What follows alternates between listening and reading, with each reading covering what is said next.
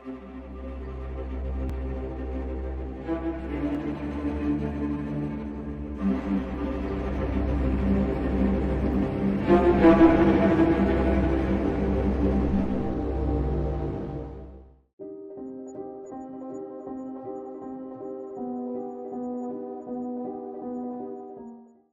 approche photographique, elle vient d'abord de mon histoire dans la photographie. Avant, je pratiquais une photographie, on va dire, documentaire. Et au fur et à mesure, je me suis éloigné de cette façon d'approcher la photographie. J'ai un problème avec ce qu'on appelle l'instant unique. Pour moi, la photographie, c'est une réalité, c'est un flux, en quelque sorte. Et la photographie, souvent, c'est une coupe dans ce flux. Alors que moi, je pense que lorsqu'on regarde un lieu, en général, ou un espace à photographier, au fur et à mesure que l'on regarde, la perception change. Et une perception qui change, c'est une image qui change aussi. D'accord? Alors j'essaie toujours d'adopter cette pratique de la perception qui dure. Et c'est ça peut illustrer mon travail, puisque la perception à la fois de la forêt, elle se fait à la fois par ce que je vois et parallèlement par ce que je ressens, et elle s'inscrit dans le temps, pas dans un instant unique.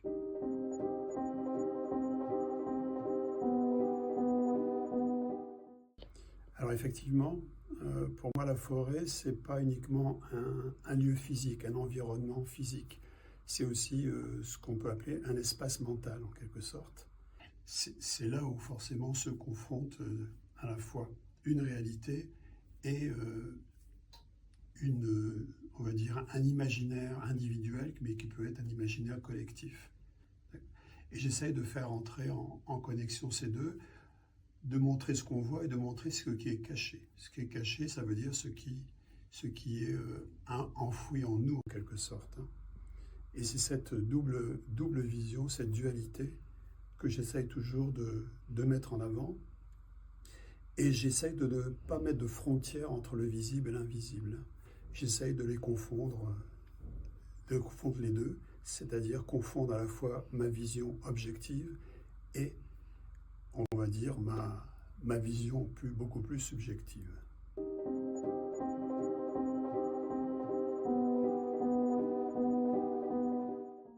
Alors moi, je pratique les arbres depuis presque 40 ans. Et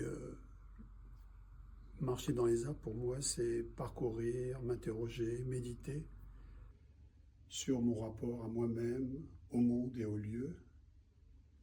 Et la relation avec l'arbre, pour moi, c'est presque une relation avec nous-mêmes, en quelque sorte. D'accord? Et ce travail m'a été inspiré par, on va dire, une dualité. La forêt, c'est à la fois quelque chose que je regarde, que je touche, que je palpe, mais aussi ça me renvoie à un imaginaire, à quelque chose un peu inconscient qui souvent se rapporte à des perceptions un peu subjectives, presque des visions un peu inconscientes, en quelque sorte. C'est comme s'il existait le monde de la forêt et un monde un peu parallèle, en quelque sorte. Et c'est ce qui me plaît, c'est de donner cette dualité de la forêt. C'est à la fois une réalité qui est beaucoup plus complète et plus complexe, en quelque sorte.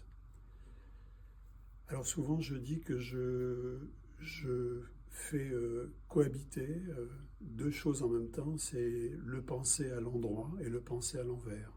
Le penser à l'endroit, c'est ce que l'on voit, hein, la réalité brute, objective de ce qui est visible.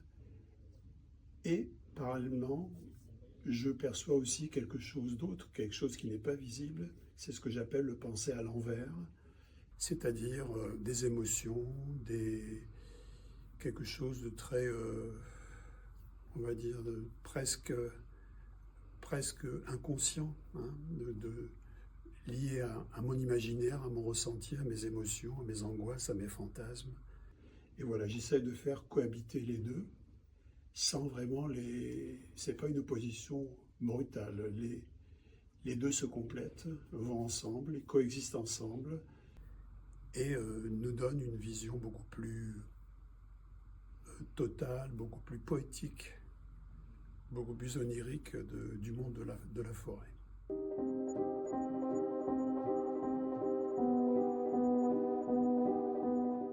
J'ai une longue pratique de l'arbre, en général, et je me suis inspiré des estampes japonaises au tout début, avec des contrastes très forts de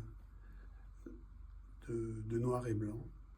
Et donc quand je prends souvent des photographies, j'ai le soleil en face, ce qui permet de rendre les arbres beaucoup plus noirs en quelque sorte. Voilà. Et c'est pour dessiner des lignes un peu géométriques dans l'espace, un peu redessiner l'espace de la forêt.